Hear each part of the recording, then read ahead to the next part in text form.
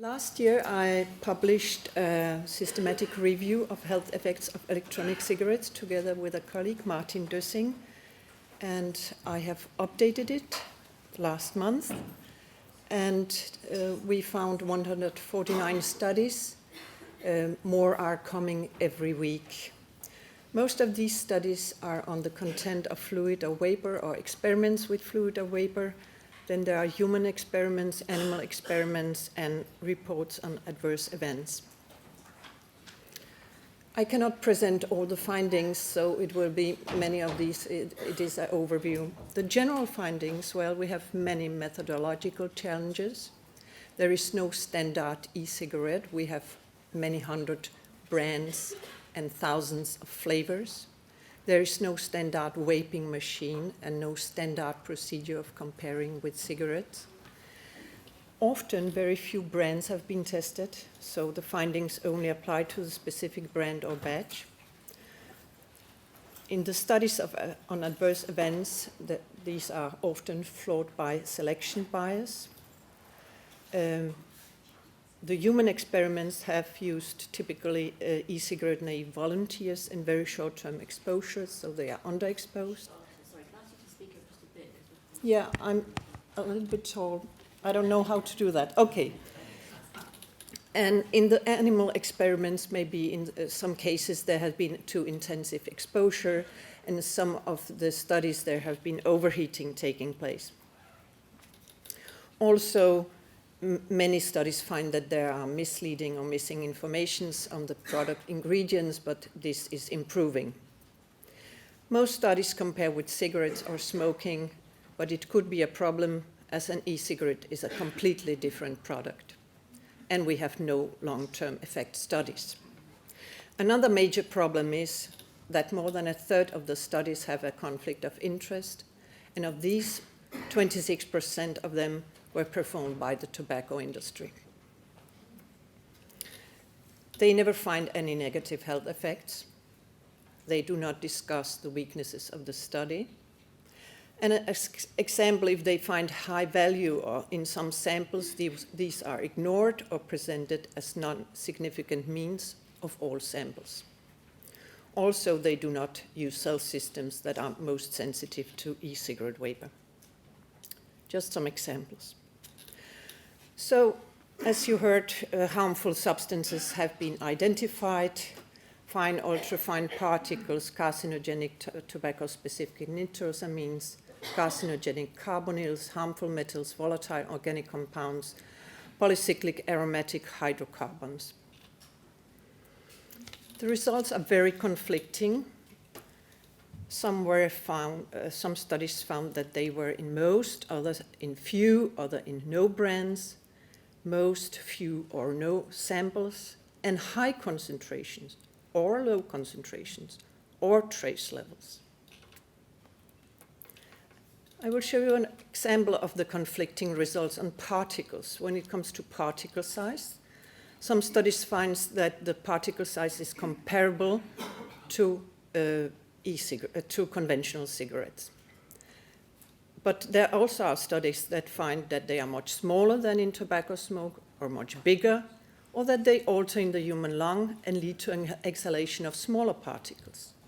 When it comes to particle count, some studies found extremely high particle doses, others double of the dose from tobacco smoke, others the same dose as in tobacco smoke, others that concentration is lower, up to an order of magnitude lower than in smoke, and a study found the particle counts converge to a level comparable to the condensed vapor. So it is very difficult to draw some very strong conclusions. Of course, this represents that there are many brands and a lot of methods used. There have been many assessments of toxicity.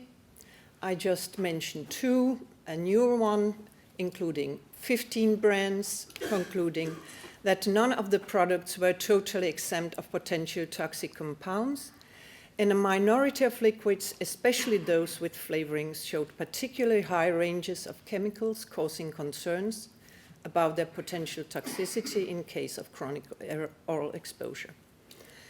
Another study, including 10 brands, concluded that half of the liquids analyzed contained up to 5 times the maximum amount of impurities specified in the European Pharmacopoeia standards.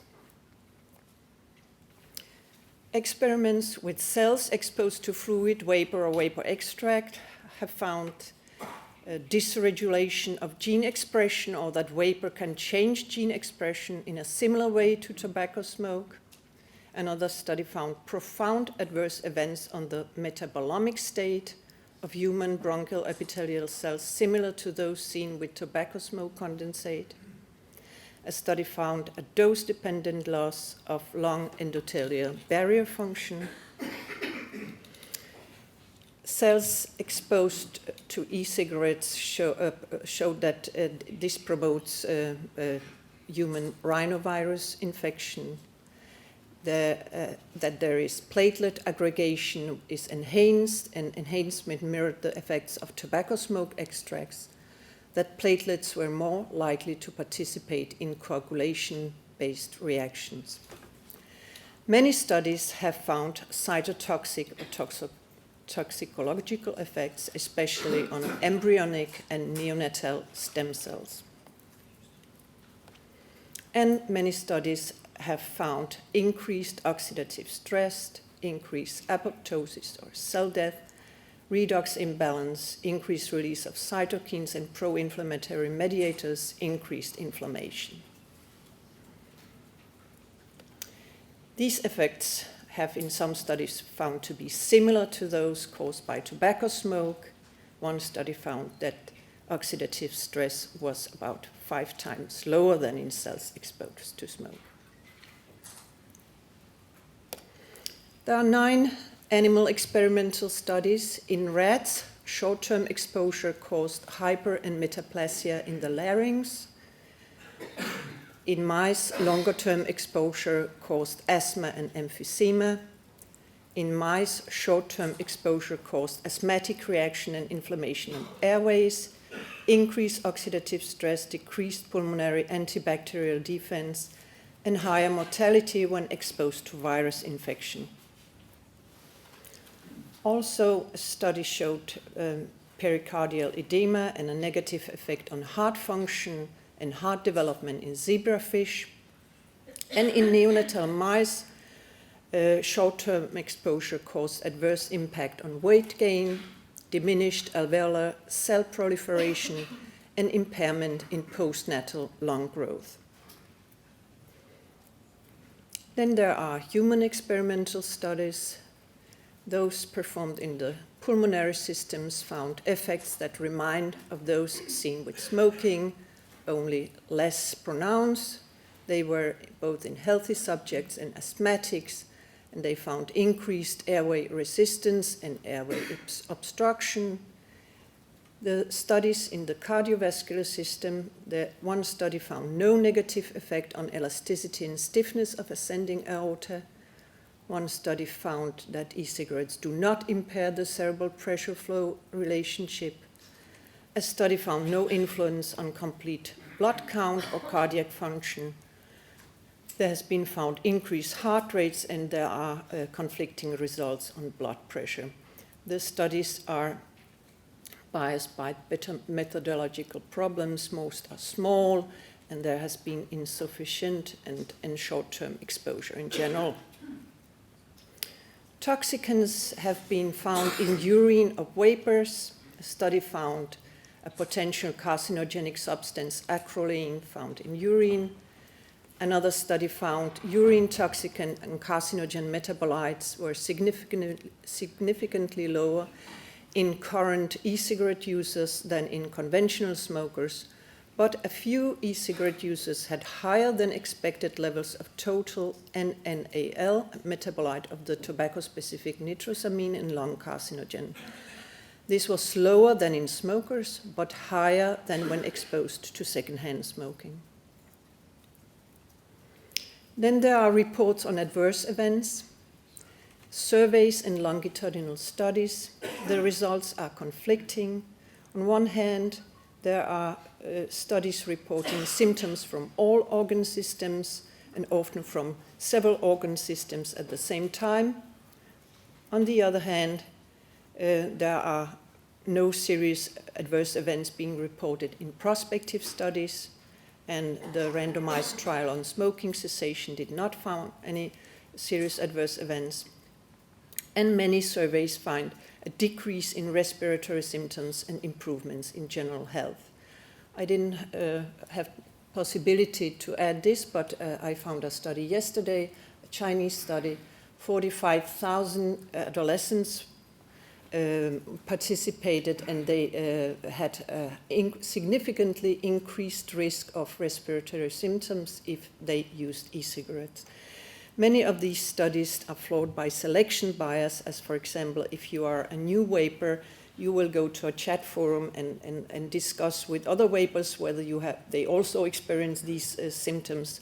And on the other hand, there are those who are regular vapers who tolerate e-cigarettes very well. They are more prone to take part in surveys where you report on the symptoms you have and report improvements in general health. A lot of case reports have come from all organ systems, and there is time association and reversibility, but this does, of course, not imply causation. There might be unexpected effects. A study found interaction between radon and side stream vapor. They found the increase in the attached potential alpha energy concentration was higher for e-cigarettes than for traditional cigarettes. An aerosol from e-cigarettes operated as a carrier of the radon progeny, and as a consequence, it decreased the played out of the radon daughter. So that would, in worst case, mean an increased risk of cancer. So, in my eyes, the glass is half full or half empty. No strong conclusions can be drawn. There is a lack of long-term follow-up. Many studies have conflict of interest. There are many methodological problems, or few, often small studies, and often with conflicting results. But many studies indicate harm, especially the experimental studies. So e-cigarettes can hardly be called safe, but are most probably less harmful than cigarettes. So I'm not finished. I will interpret this in a public health perspective from my view. Sorry, I don't know what's going on. I push. The harm reduction strategy is based on the very simple idea that you take a very harmful product, the most harmful product, legal product we have, a cigarette, and replace it with a harmless or very little harmful product. However, in a Danish national representative survey, we found that 8 out of 10 vapers also smoke. I was very surprised by this finding, but I have looked into literature and I found actually that these numbers are very similar to what we see out in the world, both in youth and in adults. So now we are dealing with a whole new situation. We are not replacing one very harmful product with a very little harmful product, but we are adding 2 products too.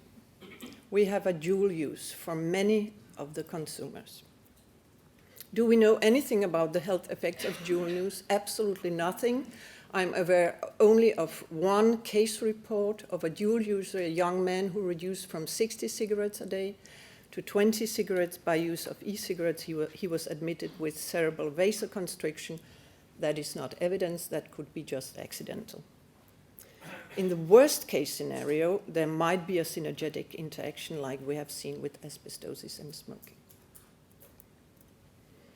So many smokers buy e-cigarettes in order to quit. They quit, relapse, start smoking again, and maybe end up with dual use. But if many or most quit, then dual use by few might be very acceptable when we look in the public health perspective.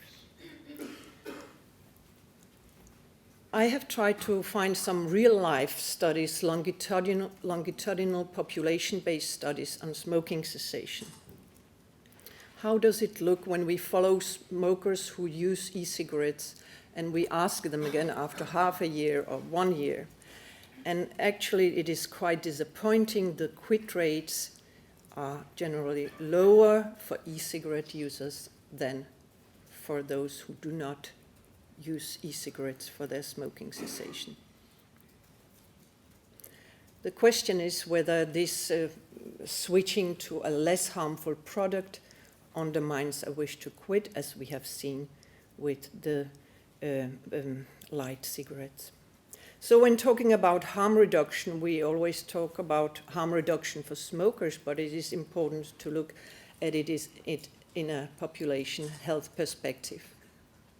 And smokers are not isolated from the rest of the world, and the product they use are not isolated for them only. And there are never smokers among young e-cigarettes users also. It's not so frequent, but it has been reported in several studies. And and you can of course say that it is a very good choice because the bad choice is the cigarette, and the e-cigarette is a very good alternative if you don't want your kids to start smoking. But there are studies, like the study from Poland, that has shown explosive increase in vaping. In only 3 years, it increased, every use increased from 17 to 62%, and current use from 6 to 30%. But at the same time, there was an increase in smoking from 24% to 38%, and the increase in dual use from 4 to 22%. This is not a cohort study. These are repeated measurements in school districts with very, very high participation rates. Schools. The same areas. That is what Maciej told me. I talked to him, so. But I think it's too simple to talk about toxicity or adverse events only. We also have to talk about all the other things, and we must never forget the tobacco industry, which has a very great interest in dual use. So who will have a health gain? There will be a substantial health gain for smokers who quit by use of e-cigarettes. There might be a health gain for smokers who substantially reduce smoking by use of e-cigarettes, and for reluctant smokers who switch to e-cigarettes. But there will also be an increased risk for never smokers, ex-smokers, and dual users, and for smokers who switch to e-cigarettes instead of stopping smoking. And I believe there is a risk of renormalization of society. It's too early to give up that thought. Thank you. Thank you.